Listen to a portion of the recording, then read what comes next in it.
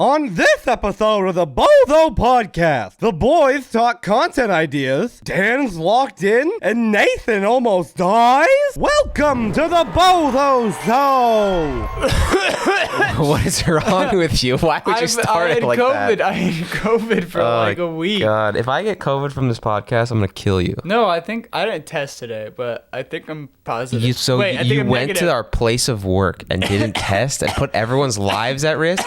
Stop coughing. I don't want this. I want to put on a mask. No, it's fine. Oh, well, I have a mask. I didn't bring it. I Mine's bring it right fucking upstairs. there. I can grab it. Oh, really? You should put it on. It's No. thematic. No. It sucked. COVID was I think it was the most sick I've been in my entire life. Yeah, you're disgusting. These are eyes of disgust right now. Put your mask off. You don't need a mask for a podcast. Take it off. This fucking guy gets sick for like a whole week and misses a whole entire Monday through Friday cycle of work, and I'm just there alone basically because all my coworkers also had it. Yep. But me, Mr. Healthy Man, Mr. fucking built different, just didn't get it. For some reason, And I had to go to work. I have no idea why, because 2 other people at this house also got it. 3 out of 5 of our roommates got COVID. All my coworkers, besides me and the art director, Yep. got COVID. Yep. We were fine. We were at work, grinding in the damn trenches. They were grinding. You were sleeping. You had nothing to do. I was writing. Damn right. But no, I guess I'll explain my COVID experience, because what else do you do when you talk about being sick and nothing but sick for a week? Yeah, it's been a pretty uneventful last 2 weeks. We haven't really had many plans. We've just kind of been grinding, and then And I got slapped in the face by COVID. yeah, then COVID just fucking riddled these fucking idiots. I got rolled. So essentially, on one hand, at the beginning was the worst. It was like literally, I think, a mini hell, where I would be extremely tired and want to sleep at all times. But anytime I would sleep, I would sweat so incredibly much that I'm not even joking. Like, if I were to have jumped in a pool and laid in bed, I don't even know if the bed would have gotten as wet as when I did. I feel like I'm pissing through all pores. I would get up, I would remove my head from the pillow, I would turn back, and I would still see my silhouette of just sweat in the bed of where I was. You left it like a fucking, like, what are the dead body like tape? Yes. No. You left one of those in your bed? You could literally see where I was sleeping because the entire thing was soaked. Bro made a puddle. I would only be able to sleep. Nathan peed the bed. You peed the bed. Like I peed the bed. Oh. And it's every night for like 5 or 6 nights in a row where I would, again, I'd only be able to sleep for 2 hours at a time. When I did wake up, I would be so incredibly wet. My hair would be wet, because I have long hair and you're sleeping the entire time. And so like the sweat would just eventually just work its way through my hair. And by the time I'd wake up, it felt like I like dipped my head in the shower, just pulled it out. But instead of like showering with like soap, I was showering with like piss and shit and ass. And I wouldn't be able to feed the bed. I literally You lost control. I don't even think I buddy. could put my hand through my hair. It's gonna be okay. We all pee the bed sometimes. It was really bad. I fucking sucked. The amount of water that I was drinking. This is the one time that I don't bring my fucking comedic ass. Remember that water sweat jug? resistance he talked about having? Well, not this time. COVID fucking and disabled that feature. I have heat resistance. I don't have fucking Bodily chills and lethal sweats. I would wake up freezing yet drenched in sweat. Jesus Christ. And it was really annoying how many clothes I went through, because I would need to have 3 PJs per night, because I'd wake up, it would be soaked. I would go to take off clothes, it wouldn't come off. It'd be sticking. It's literally sweat stuck to my back. So I'd have to do like the fucking like reach behind your back to pull it off that way. I'd peel off all my clothes. That's like me ripping off like sweaty Under Armour after a hockey game in like in the winter. You Meanwhile, put, like, under your gear and then it's like drenched.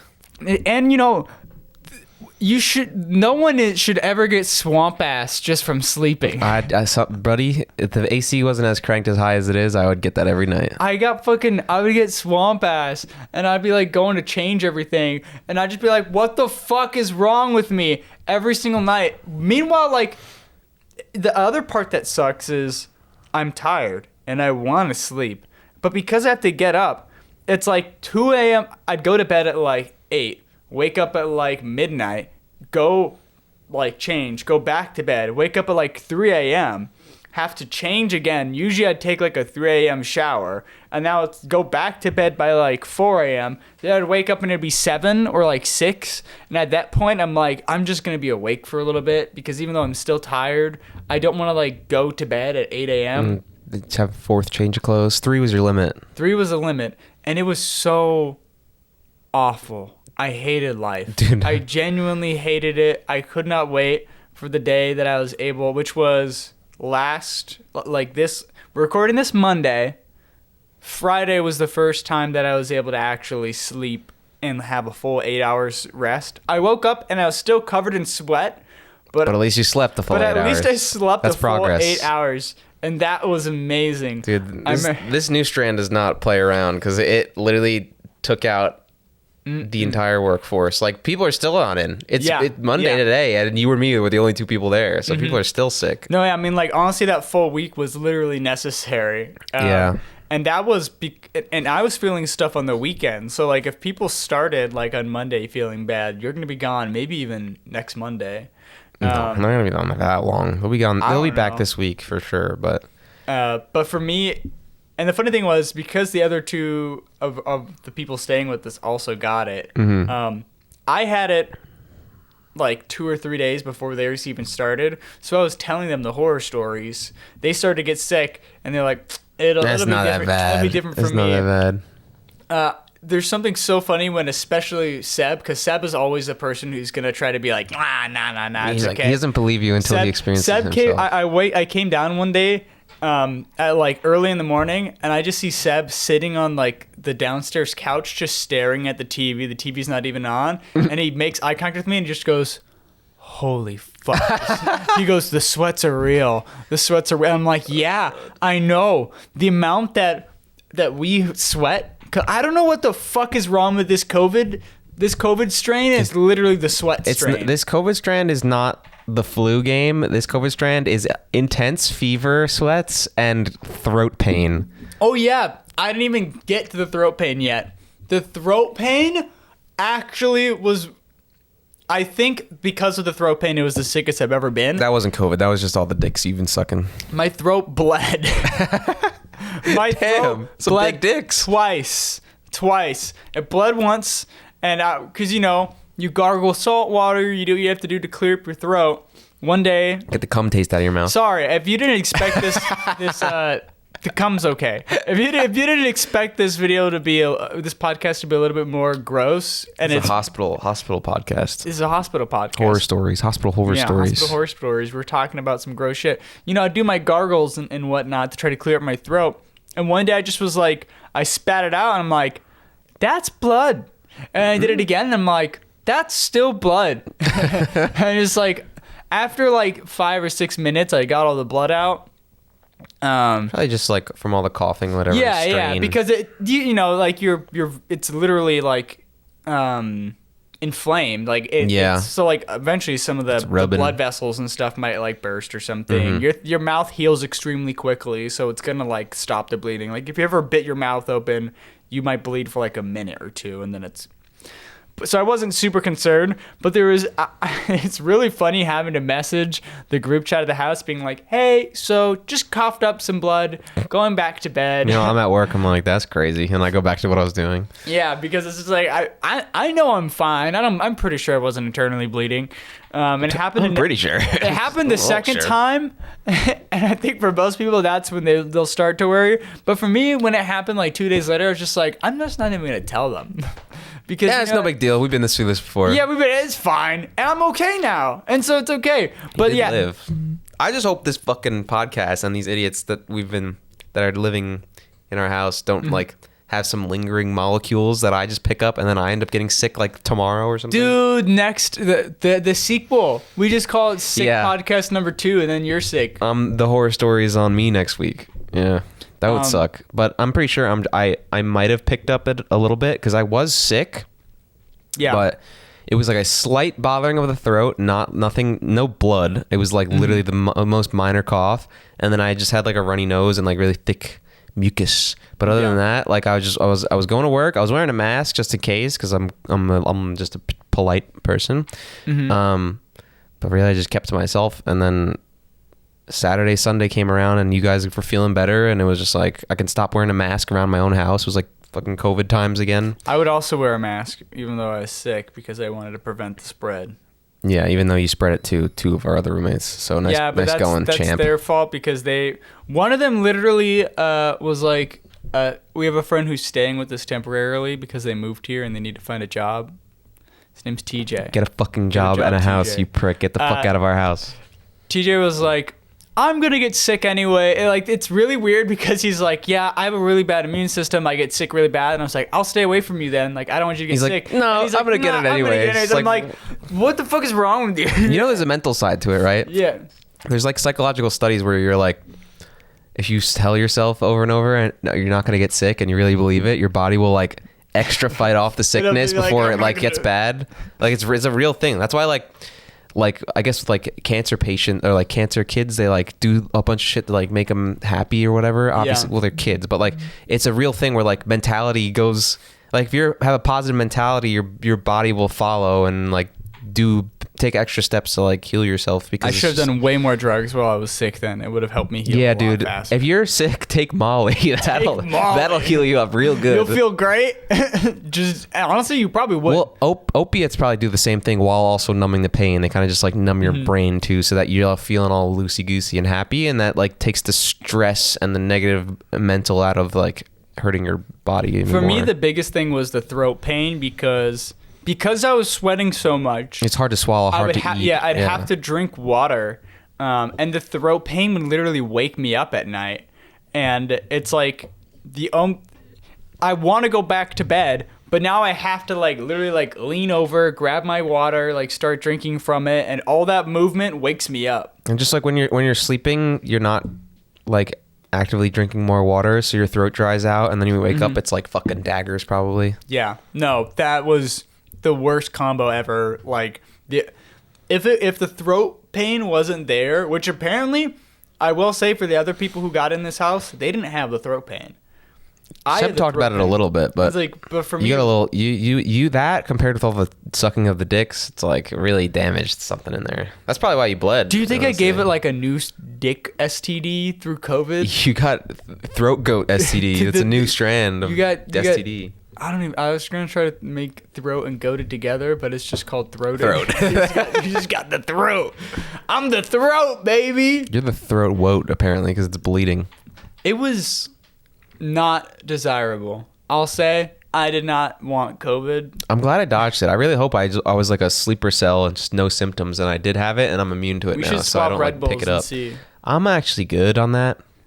Should I test on the podcast? You can. Wait. Go get a test. I'll fill on for me. If you have a line, I'm gonna fucking lose my shit because then that means I'm getting sick because I'm in such close. You don't see it on the camera angle, but I'm here. Now my throat's closing up. I'm here. Nathan's here. And we're like literally I'm gonna be on both sides. Oh! We're literally like right next to each other, as you could probably could tell with the camera angle. Now you knocked over the book. What are you fucking doing? You're not even gonna pick it up. You're just gonna walk past it. It's a book. Oh my god! It up to the top shelf. It fell over. Dude, you. The fuck? What's your problem? Sponsored. Oh, you got a yard book. Yeah, it's the yard coffee table thingy. Okay. They sold like a season 1 thing. It this like will has be informative for everyone. Podcast. Wait, this is an informative podcast. Nathan's gonna take a live COVID test that he should have taken this morning to test negative before he came to work, but he didn't. So I'm gonna teach you guys. If someone at work gets sick, you're liable to sue him. This is, of course, all a joke and comedic. So, yeah, comedic. It's a comedic, ironic COVID test. An ironic COVID test. I already took one this morning, allegedly. Allegedly. Well, no, I did. He did. Well, damn it. He allegedly didn't test this morning and went to work and put everyone's lives at risk. we got that backwards this time. It's all right. It's funny because we were at work all week not last week, but the week before. Yeah. And Christian was sick, and he's just like, yeah, I just have a cold, but I have so many videos to do before I, to get ahead or whatever. Maybe he was going on vacation or something. I don't know. I hate putting this in my nose. Sorry. Keep going. Yeah, it sucks. Ah! but he's basically just sick all week.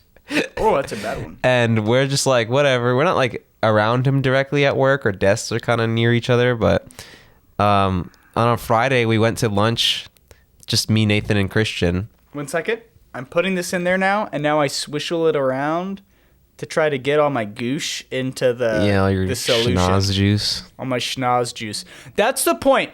If you are trying to do a COVID test correctly, it doesn't really matter how deep you get it or all that. What they really want you to do is get your nose goosh. So get your nose goosh on it. Dude, I got all up in there on the 5 tests I took and fucking dunked it in a million times, squeezed the juices out, negative every single time. I'm just like that. But so put this in there. Now, yeah, Nathan and I were basically with Christian all week at work. We both went and got lunch with him on Friday, and then I even went golfing with him on Saturday morning. You did, and was like in the same golf cart golfing all day with him, even though he still felt sick. And then on like we do a whole big shoot on Sunday for Bozo, and then Monday comes around, he's like deathly ill, and I'm like perfectly fine. I had this slight sickness, but I was like, I tested negative, and he tested positive. By the way, he tested positive. The darkest like positivity line I've ever seen. Like usually it's kind of like faded, you know, like the control and then the actual test. His was like a solid, like it looked like Sharpie, like a solid black line. It was really bad. Wait, I'm gonna put the 3 dots. I remember seeing it on the railing, and Seb was walking down the stairs with me, and I looked over and I was just like, that is the blackest line I've ever seen. Like I've never seen. Give me a second. I need to have the camera be focused on me because how we edited the podcast is not gonna look at me. I'm gonna do 1 drop, a bloosh, 2 drop, a bloosh, and 3 drop, bloosh. If you're watching this on 4K resolution, you could probably zoom in and see the individual droplets drop. If this tests positive, I'm gonna kill you. It's definitely gonna test positive, and you're definitely gonna kill me. What the fuck? You put everyone's lives at risk. I want you to know that. You're a criminal. You're a bioterrorist. Your Honor, I had actually no reason at all to show up to work today because we didn't do anything. We didn't do anything. No one was in the office. All right. Well, now we wait for this. You're supposed to leave it flat because the water will. Shut up. Fucking we idiot. leave it. Now the test is gonna be faulty. We'll leave it there. You're fabricating your results. It's not gonna faultly give You're fabricating your results because it's No, it's gonna not give it a positive because you fucked with it, and now the gravity's all fucked up. Okay, don't do what I did then when you're doing a COVID test. Stupid asshole. This guy doesn't read the instructions. He just it says you're clean. It doesn't. It takes 15 minutes. Okay. It's 15 minutes now. When this is at 30, we'll have accurate results. All right, 30 minutes. We will see if I still have COVID. Did you ever have COVID in the peak of COVID? Yes, I'll say so. I think so because I mean, like when we're talking about where you didn't get it tested or nothing. I definitely had COVID at one point, but I don't know if it was my memory of when it was is foggy. Like I don't know when the peak is. Was it in Texas or was it at home? It was in California before you moved. Yeah. Did you? I guess that was way after the pandemic. My timeline's all fucked up. I was like, we all moved. It after was the first pandemic. wave. It was like first or second wave COVID for sure. Yeah. It was early on. I don't know. When you say the peak, my head's like. People are like, we just found out what COVID is. Peak is like 2020 to 2022, like when lockdown was a thing. When I worked at a hospital, so when I used to work at a hospital, I would prepare operation rooms. That was my first job. Crazy first job. Literally interesting. Did we talk about this viscera cleanup? We talked about this. It literally, I think so. It was literally viscera cleanup though. It was insane. There'd be blood on the ceiling. I'm not joking. I would have to get a ladder. Just funny. But that was during COVID becoming a thing. So when I first started, COVID was not a thing. No one knew what COVID was. Oh, yeah, didn't you get it and they didn't give you sick pay? No, I didn't get it. COVID started, everyone was super short staffed, and then even though my job was to prepare operation rooms, were like, hey, can you go into this patient's room? And I was just like, and even sure. That patient had COVID? And they were like, oh yeah, just put on this and I had to put on my a fucking hazmat suit, like a full-on thing. They're like, yep, cover all your skin, cover your mask or your mouth. We're gonna put a face mask on because we have no idea what this person has or how it is transmitted. And I'm like, why the fuck am I going in here then? Yeah, you met patient zero, bro. Literally, like California patient zero is essentially like when COVID was starting to get a name and people were like, all right, this is what we're learning how COVID is. They'd be sending me in and I'm like, do I get anything out of this? And they're like, no.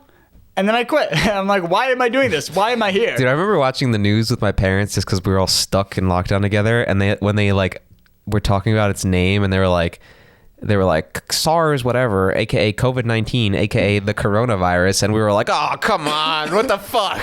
Because obviously our last name's Corona. Yeah. So all my family were just like, coronavirus, what the fuck? What did we do? We didn't do shit. Stop picking it up. You're supposed to leave it flat on the table. Sorry. Stupid asshole. You don't give it like fucking 5 minutes at least. I feel like maybe it's because my eyes are trying to burn a line in there. That's my last test that I did on Friday when I didn't want to go to work. I was like staring at the line, like there's a line there. I swear. I swear there's a line. I swear. I will say, maybe that's a thing where like that how thick the line is how much. Maybe you were just like so sick that your eyes were playing tricks on you, and there wasn't actually a line there the whole time. You were hallucinating. No, when I would do it when I was like really sick, it would be immediate. Like because you can like watch it. It literally is like just like basic water darkest physics. Line I've ever seen. As it like the water starts to slowly spread down the paper, like it would immediately start forming that line. Well, it's a good sign that hasn't done that yet, so that's good. I feel like I'm burning a line in there. There's definitely a line starting to form. There's no line. No, I think it's starting. I remember I took so many tests over the course of COVID because my mom got it once, and I was obviously my brother and sister had moved out, so it was just me, my mom, and my dad. Yeah. During COVID, and I was in college, like online college and streaming, because college got fucking boomed to online, which was boomed and class. Honestly really nice for my streaming career because all I did was just stream and go to college classes on the internet. But yeah, my mom got it, and I fucking built different, didn't get it, even though I was living with her. Yeah. And then when I moved here, my roommate in the apartment got it, and I fucking dodged that shit. Didn't get it. You just don't get COVID. And then now here, 3 of the 5 of you have it, and I just fucking didn't get it. So I think I'm just built different. This is definitely the worst. I've had COVID before. This is definitely the worst COVID that I've had too. I had it once because we went to Vegas TwitchCon, and when I came back, I just like I felt like shit on the flight home. Yeah, I mean it's probably because of the nature of TwitchCon. You're traveling and you're drinking, and you're staying up, and your immune system's just like probably omega shot the entire time. And there's so many people. I think my immune system might just be fucking built different when I'm in like my routine low stress state, because every time just fucking had fucking zombies around me and stayed clean. Sorry, I need a Sharpie. You know what do you know? You don't need a Sharpie. If it's no line, that's a good sign. I need a Sharpie. There's no line for me. I'll be honest. Then you're good. That's a good sign. That's good. Then you didn't put people's lives at risk today when you came to work without testing this morning. I'm a hero. You're not a hero. You're a fucking endangerment to society. Nope. It looked like this is saying hero on there, actually. That's not how that works. This says hero. I just took the test and it came out hero. I get hero status. But yeah, no, COVID when it first happened was really fucking... It was really interesting. I did music performance as a major, and having to switch a music performance like orchestras to online just doesn't work. I felt bad for all the fucking acting kids. It was when COVID hit, I was in the middle of a class called Acting for Directors. And it hit like at the beginning of the spring semester. So I had my whole like second half of sophomore year was the beginning of COVID. And it like for me it was just like when we had the in-person classes for the first few weeks, it was like the actors you direct, and then it kind of flips, and the actors direct you, so you kind of get like both sides of it. Because when you're acting, like you want to get clear and concise direction, and when you're directing, sometimes you're too wordy. So like when you're acting, you're like be more specific or just be more direct, and then when you're directing, then you're like, okay, how can I word exactly what I want out of this person's performance in like one short sentence so that I don't confuse them, and then they get clear direction. Yeah. But online, it was just like I stay muted up, and they have people trying to direct, and the actors are acting in their room on their fucking Zoom calls with their shitty mics, and it's just so bad. And I was just like, oh god, the rest of their college career is this. Yeah. They're never gonna act in a room together until they graduate, like until this thing wraps up, which was after we graduated, because I went through all of junior year and all of senior year online with COVID still stuff. a thing. Yeah. For me, that was my first 2 years of college, and then I dropped out because I was like, why am I wasting money? I didn't want to go to college at all, but my parents were like, just try it out, just see how it goes. And the thing is, I went from like a really high end, like for my high school time doing music performance, I would always do like really high end stuff. So I'd be doing a high end private music school. I did 3 different private music, like audition-based groups on the weekends. So 2 different orchestras and a brass quintet. Sweat. And so when I went to a community I went to a state school. Mm-hmm. But the issue is with like state schools for music programs is like half of the kids are like, oh, I've never played tuba before, but I really want to try tuba. So I took a tuba, now I'm doing music tuba. And I'm like, that's fun, cool. It's like we can't do anything. I literally regressed like 10 years into what I was playing. Like I literally felt like I was back to second year of middle school with what I was playing. I'm like, why am I spending the most money I've ever spent for these classes? Yeah. And then COVID regulations happen, and now we're not even in a room together. We're all doing stuff on ourselves, and I'm like, why don't I just pay private lessons to the French horn professor? And then I would wait. You get the same result. You get classically trained, probably even better because it's one-on-one. Yeah, no. We part of the music performance regimen is that you do already get private lessons with your professor. But the thing is, that was the only thing that was really helping me, because the other thing that you're supposed to do is like, the reason why you go to music school, so you always have groups to perform and play with. But I didn't have groups to perform and play with. You're online, and when I did, it was stuff where it's like, I've played in way better groups and I probably can get in better groups. Like playing with this group was mostly just me sitting there, and I never had to practice any of this stuff. I was just like, oh, okay. Yeah, I mean, that's what like film school is like too, because basically I punted away a lot of money on a degree because the point of being at a film school is to learn like on-set etiquette and like how to plan pre-production, how to go through the actual on-set like part, how to do post-production, and like doing that in a group with a crew, which was like most of my classes were like organized around. Like our senior project was supposed to be like make an entire short film, like 30 minute short film. Yeah. By getting like a crew and actors and like hiring people, and just you gotta be the producer and director of this film. Mm-hmm. But because of COVID, our senior project was make a short 10-minute at minimum film at home by yourself or like with whoever you live with. Yeah. So like most people just like made a shitty film on their phone or like did some sort of goofy like YouTube skits and stuff. Skit sort of thing. Me, I basically like made a film about what my plan for after college, which is I stuck to, because my plan was like continue streaming and move to Texas, and I'm here and I'm still making content. Huge W. But yeah, I was like basically just talking about how I caddy and make money and how I don't see myself in New York for a while. And I got a fucking A+ and graduated flying colors. So yeah, we should bring that back. Actually, 1 or 2 people have done stuff here, but we should do it more often, where we do like film festivals here. Because my school was a big art school, which was not just for music. It was for acting, both in movies and in theater, singing, like instrumental stuff, dancing, and film, and like writing as well. So a lot of it was like we would have twice, because like the end of the year the film majors have their final, which is doing a short film every year. But then they also halfway through we had a thing where it's like for a week you'd have a week-long film festival where you get people from every different department. So you'd have kids who would compose for the entire films, people who would act for it, people who do the art for it.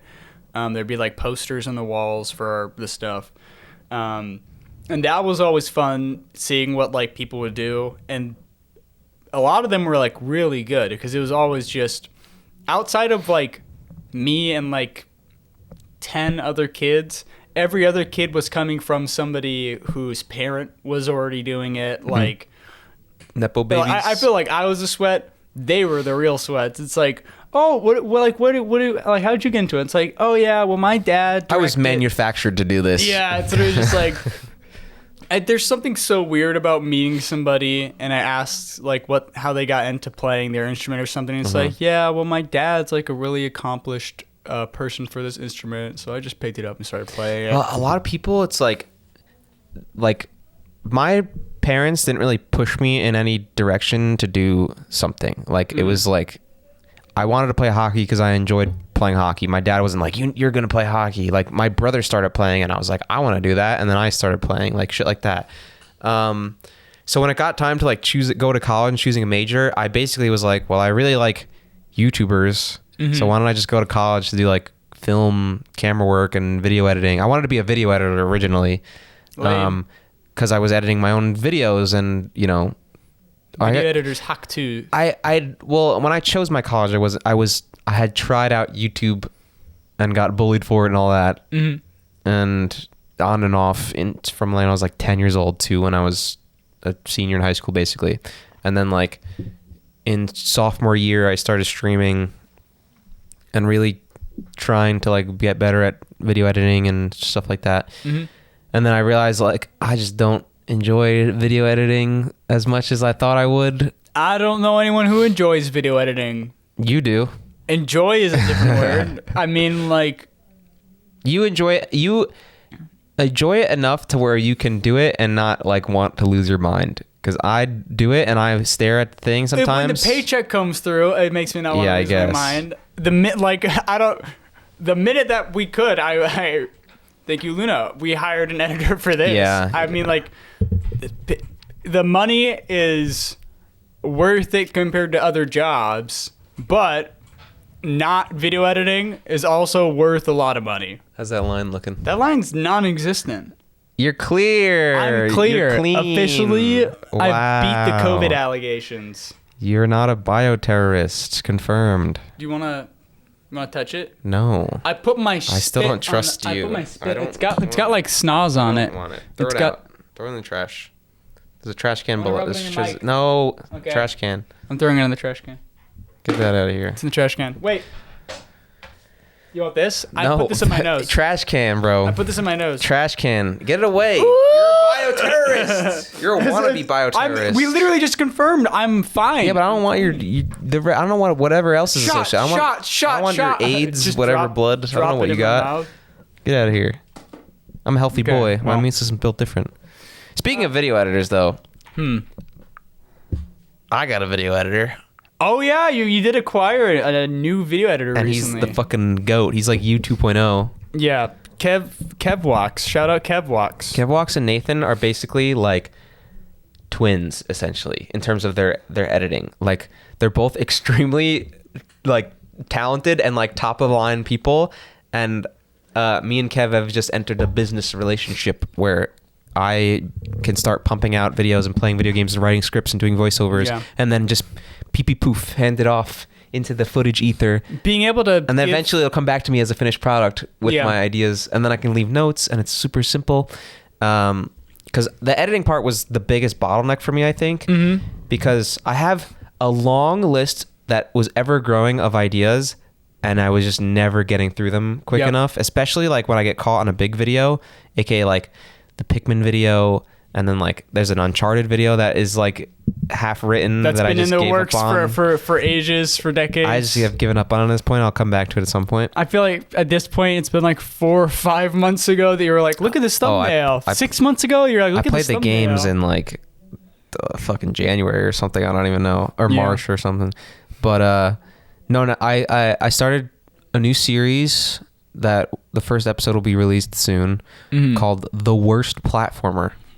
And basically, I'm going to go through all these like 3D platformers that are like trying to mimic some sort of some of the many 3D Mario games. There's like 64 obviously. Super Mario and 64. Sunshine, which are very like Super Mario 64 is very open world, and you can get whatever star you want. Sunshine kind of leads you down one mission at a time, but it's still like an open level design. Yeah. Galaxy is more of linear type levels where they take you down a path, even though it's still 3D with movement and motion. Yep. Some of the galaxies it like opens up, but it's still like pretty linear towards what mission you're doing. And then Odyssey redid the Odyssey is 64 the best one by field. far. Odyssey basically didn't even give you like missions other than like you have to beat this boss at some point to progress and get enough moons, but you just go around and explore the world and Odyssey's then collect the moons true as you open go. world the game. All the other ones are like they're kind of It's the closest thing to what 64 I think wants was to be. going for. Yeah. You're gonna do Astro Boy, or is Astro Boy Astrobot's video? not part of the series, but I am playing Astrobot. It's a whole different thing. This series is basically I'm going on Steam and playing like indie 3D platformers from indie developers and clickbaiting it by saying this is the worst platformer. How could you? And then giving like an actual realistic score and review of the game. So the footage that Kev has is Demon Turf, which is a 3D platform on Steam that you can get. Pretty good. I would say give it a shot. Definitely not the worst platformer as the series describes, but it is good.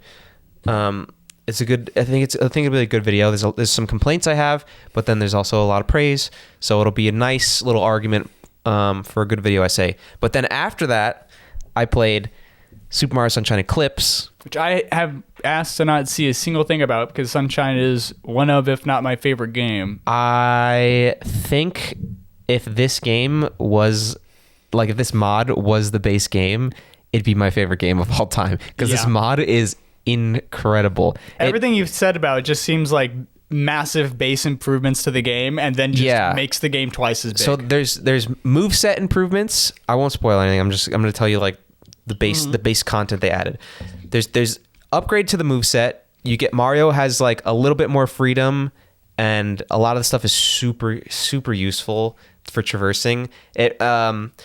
So like the frustrating bits of Sunshine that everyone hates kind of get like a little bit eliminated with the extra movement.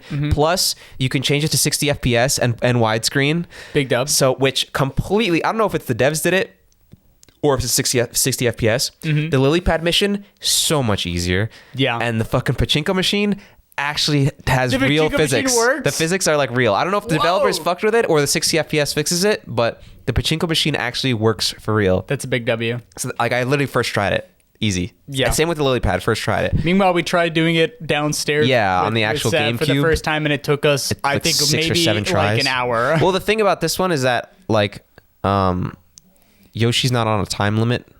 And also 60 FPS jumping on the boats with Yoshi, so much easier. So I didn't even fuck up or have it. Like I wasn't even worried at all when I was jumping from boat to boat. It just felt clean. They added, so basically there's like the base game, right? There's 7 levels. There's eight missions in each level, and then you have like 2 secret stars, which are usually red coins in the secret stages. And then sometimes the golden bird, and then there's 100 coin stars, which is just that's what the base game had, and then all the blue coins, of course. But this game adds basically doubles the amount of stars. There's 120 stars in the base game. This game adds 5 new areas, 4 like main areas, and then 1 is like medium size. It doesn't have missions, but it has like 5 or 7 shines or something. Yeah. So it's basically 5 new areas with like I think like 20 instead of 30. It's like 20 blue coins in each level. Which adds up to 240 shines, or technically 239. And then there's a super extra secret that I won't spoil. What?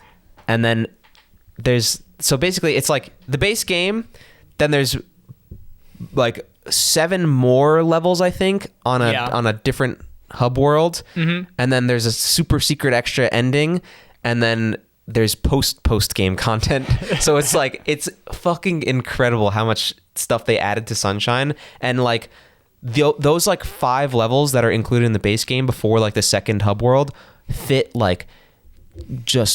perfectly into the game, and it feels so natural and makes the game like it evolves the world that Delfino Island is, and makes it so fucking sick. Plus, like they basically added pathways that connect each level. So you can you can be in Rico Harbor, and there's like a boat that takes you to like this lighthouse island that's like one of the levels. I think they must have like combined other. I'm like really into Nintendo modding game, like the Nintendo modding game scene, and that I think was a separate mod entirely that used to just be an aesthetic mod.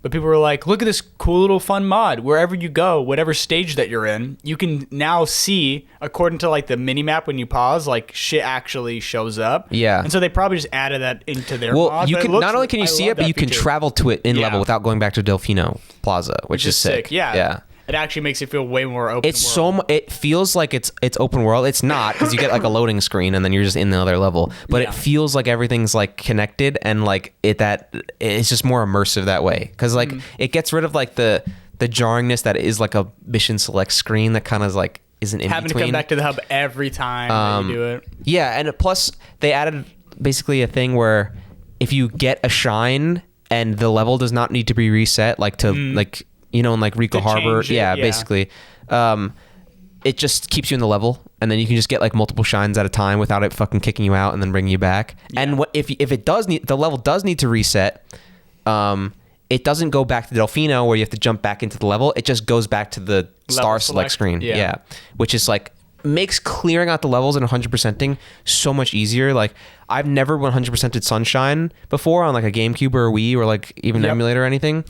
I basically 300%ed this game because I beat all the base game 100%, all the blue coins and everything. I beat all of the extra content 100%, and then I did all the post game content, which you don't really have to do. There's not like a counter or anything, but I basically like did all the stars and enjoy the game though, so you wanted to keep playing. Basically, and I'm making a video on that, and it's a game best. It's the best game I've played this year. It's the best game I've probably played in so much time, just because it had all the Sunshine nostalgia with new content, and there were so many things where I was just like, "Oh, this is so cool!" You know, like I was just like pogging, so I was just hype. I need to play that game like really soon. There's also though, I have no idea if it's completed yet, but in the same vein of like the Mario Sunshine mod. There's like 2 or 3 Luigi's Mansion like expansions and remasters that are like in the works and may or may not be out. I just haven't looked it up recently.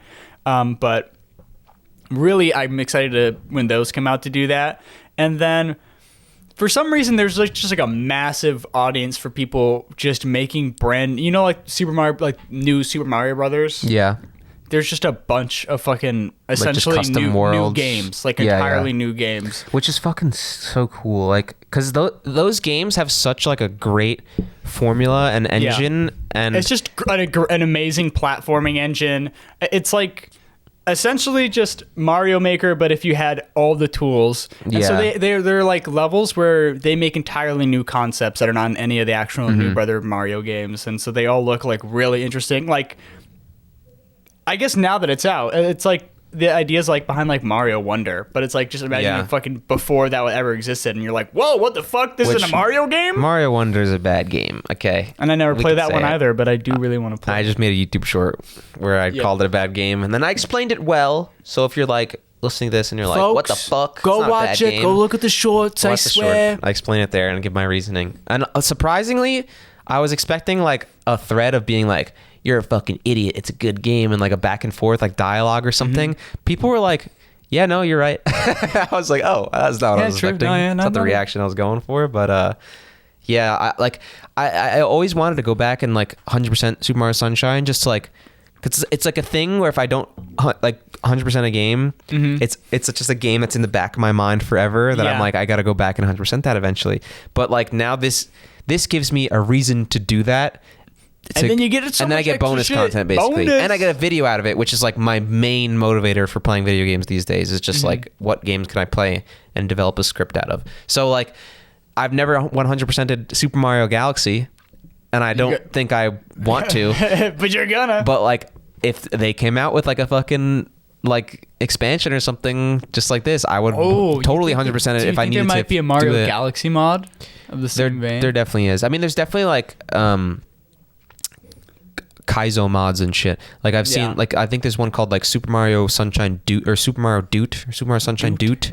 I don't know why it's called. It's like DOOT, but it's like it's a Kaizo mod apparently. I don't know what it adds. I haven't looked into it, but through this whole Eclipse journey, I've seen that and stuff. So there's definitely a lot to see there and a lot of content that can come out of it. And my goal with this video is to basically like go through, basically describe my entire experience. It's basically like there's this guy called Floydson. Okay, Floyd.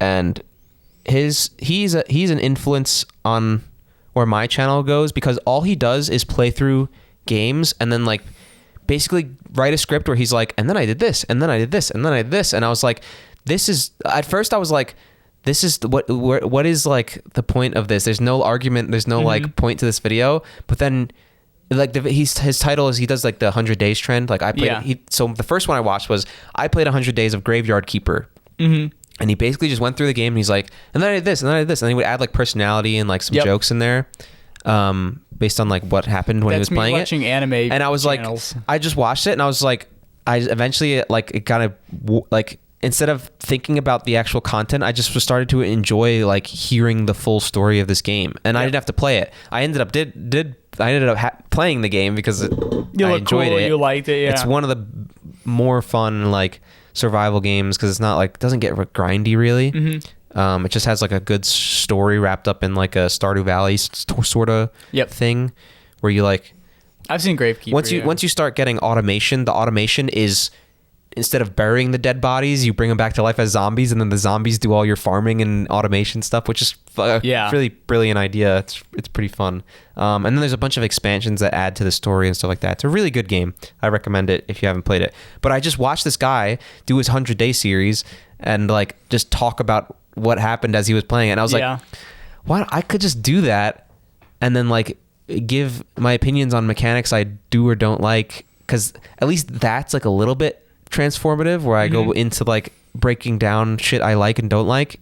And also it's like I go into playing a game without having to have some sort of argument predetermined already, or like thinking like, what can I argue here to make a video out of this? I can just play a game, and if I really like Eclipse, and if I enjoy it and I really like it, I can just like talk about my playthrough step by step by step, and like basically like stuff matters. Instead of someone who's like, if someone's like bad at video games and they don't feel like sinking like 40 hours into trying to 200% basically Super Mario Eclipse, they can just watch my hour-long video and I'll give them all the juicy bits, all the stuff that's like iffy, and all like the raw experience that they would have if they were to play it in a small chunk of a video, which I think is a valuable sort of YouTube video for someone to watch, because it's like you're basically like time maxing while also like hearing my experience, and I'm gonna add like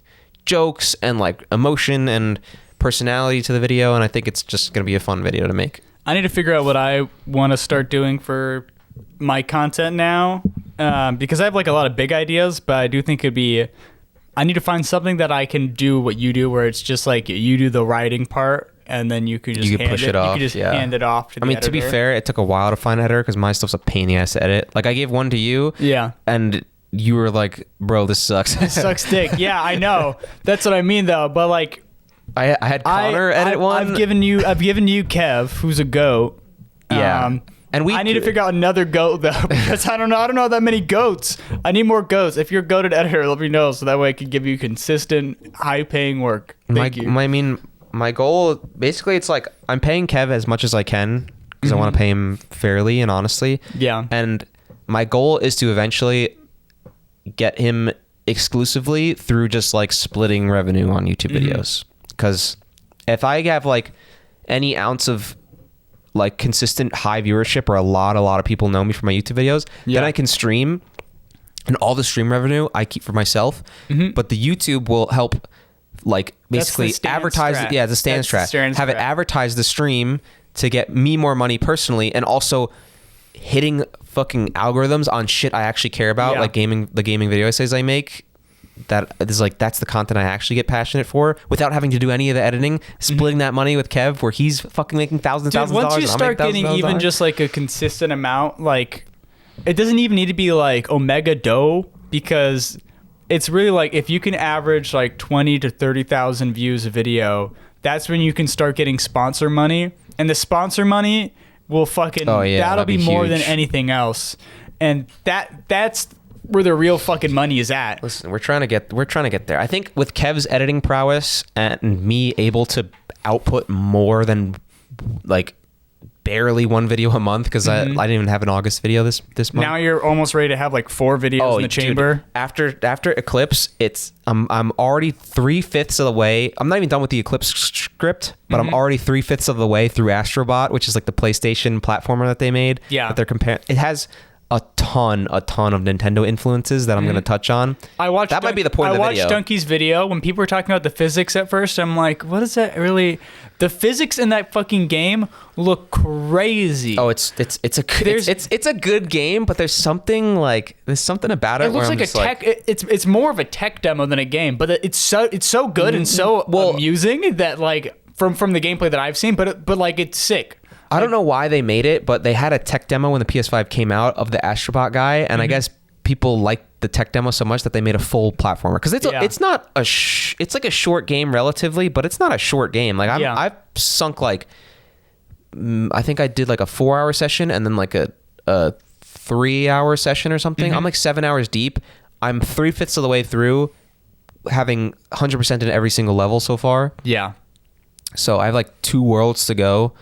And then like the rest of like the secret world, essentially. I just want to, looking at it, it kind of more so just seems like I just want to fuck around as like a game developer with it. Because it seems like they were literally just, every level's just, let's fuck around with the physics in the game. It definitely has a lot, they put a lot of like passion into it. It's a very well crafted, we're having a and good time. Yeah, basically you can feel that. But just like, I don't know if it's just the fact that everything's a robot and like the environments don't really...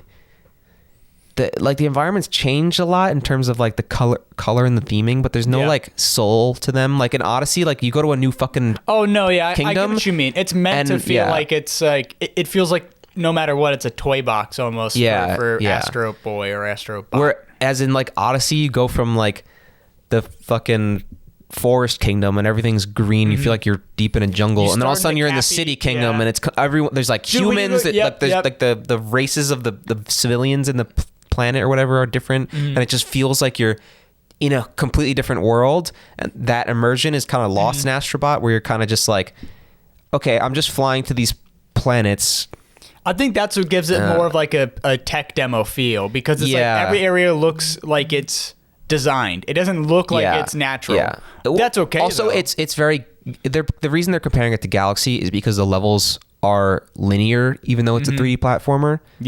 It's not like Odyssey where you're dropped into like a sandbox and you have to go collect things on your own will. It's very much not like a Banjo-Kazooie. It's very much like, here's the start, here's the end.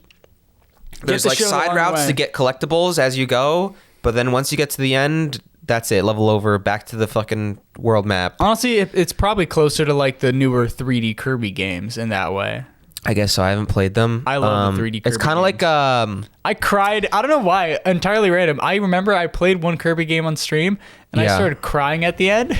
But it was so stupid. It was the game where Kirby like swallows shit and gets the ability, and he swallowed a That's fucking... every game, bro. He swallowed a semi-truck, though. Is this Forgotten Land? I think so. The newest Switch one? Yeah, it's not like he swallows enemies. Like, I mean, like he would swallow a cone, and he's the shape of the cone. Now he swallowed like a fucking semi-truck, and he... as a semi-truck fucking just runs over the final boss, essentially. And I was just like, I think I've seen that. I was like, this is sick. That game looked good. I was considering play. I think if my channel was where it's at now, I definitely would have played it for a video. I think it was a fun little game. I could still play it, I guess, but... I like Kirby games, I say, as my fucking walls covered in a shrine of Waddle Dees. Yeah.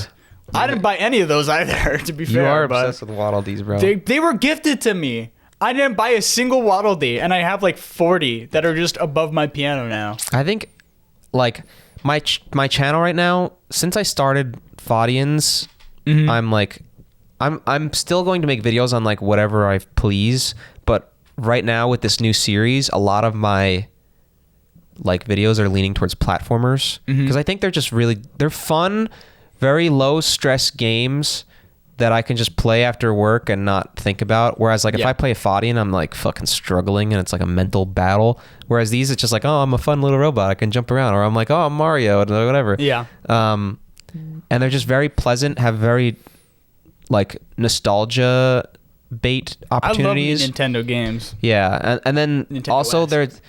their mechanics are complex enough where you can dive into one thing and break it down, but simple enough where like everyone's got to understand it. Whereas like if I'm playing like a fucking, I don't know, like Resident Evil or some shit, and I have to explain like the whole damn weapon system and limited resources, people could get lost, which is like sounds stupid because it's like if you're a gamer, it's like rudimentary shit. But yeah, it's just the more complex a game is, the more you have to like set things up before you break them down, essentially, in the writing.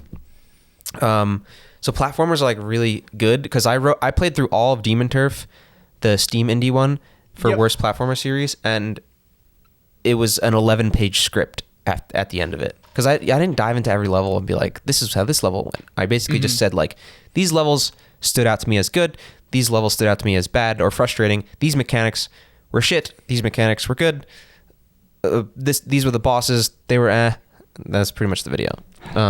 I need to figure out if I'm gonna be.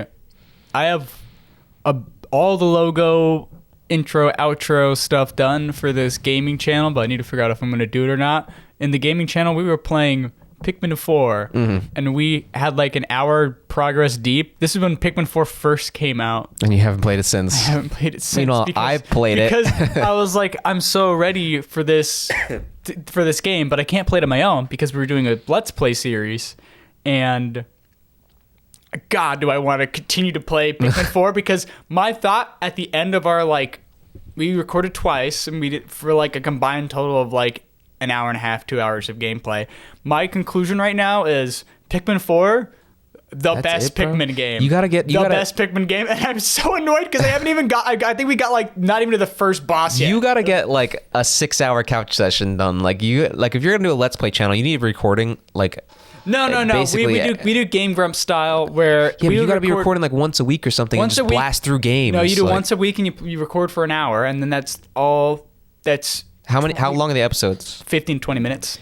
Okay, so that would be like 2 Pikmin days. You need to record like 2 hours and 15 minutes to get 7 videos, right?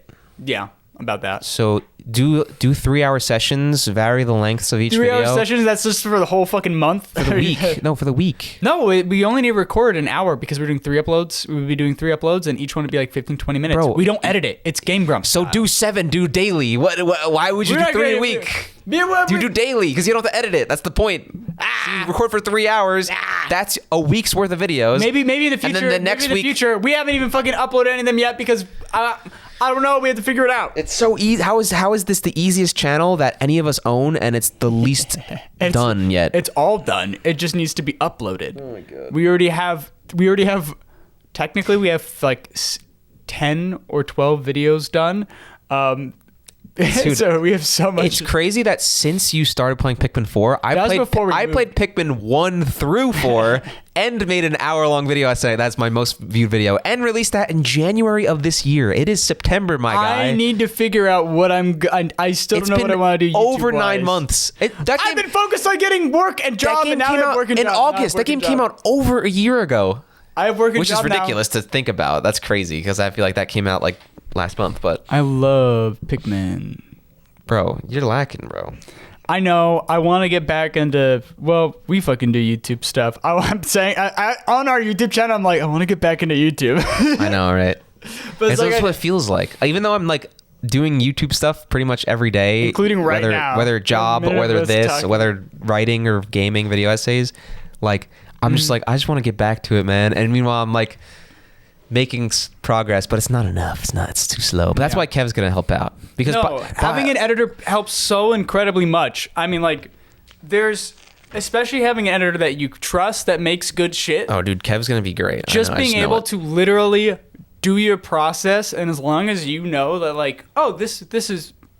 We'll all do YouTube, so we know enough to be like, this is enough to make a good video. Just being able to send it over and like like I'm sure when you did your voiceover for the shorts, like that's probably really nice to just do the fucking voiceover, just send it, and then you get back an extremely clean, nice short, and you're like, this is exactly what I want. Like this is perfect. Dude, with Kev, I talked to him. We had a big like 4 or 5 hour meeting or whatever, just like call. Kev loves to do like big deep dives. He wants to like know what your I broke down everything. I broke down exactly what like my editing style is, how like what I want each video to be, my goals for the channel, like whatever. And you could just tell, like I've worked with a lot of people in this like industry, whether it's like college filming with people or like working with editors online or just like talking to other content creators to see what their like content goals or like structure is.